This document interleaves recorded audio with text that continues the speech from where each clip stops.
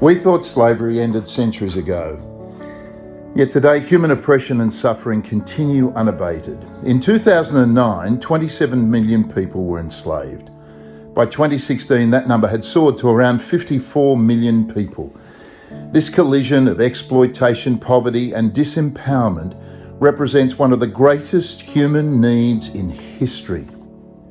We launched the Freedom Project in 2010 after decades of Christian humanitarian work, mainly in Africa. We saw a critical gap in how the world responded to modern slavery and stepped into it.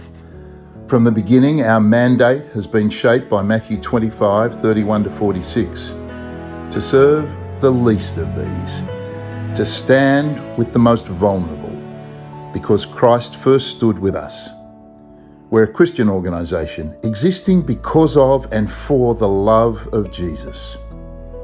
Over 15 years, our work has crossed borders and cultures. We've helped child soldiers in Burma and the Philippines.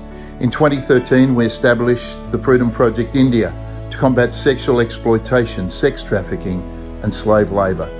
Today, we operate in Kenya, Thailand and the Philippines, helping trafficked minors, strengthening families and restoring human dignity. Our tagline since 2017 captures it simply: ending slavery, one life at a time. We're impartial to race, religion and creed. Every person we help is valued equally, loved equally and defended equally.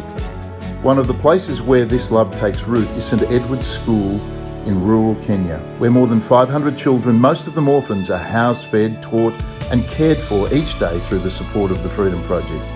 Their needs are immense and their stories are fragile. This year a little boy reminded us of why we cannot stop. Edward is 3.5. For months he was unusually quiet, sitting at the edges of play, sleepy and withdrawn. Staff knew something was wrong, so the Freedom Project sent him to the local hospital where doctors found he was dangerously sick. Malaria, pneumonia and severe anemia caused by a diet lacking the iron and minerals we take for granted. Edward is recovering now because someone intervened.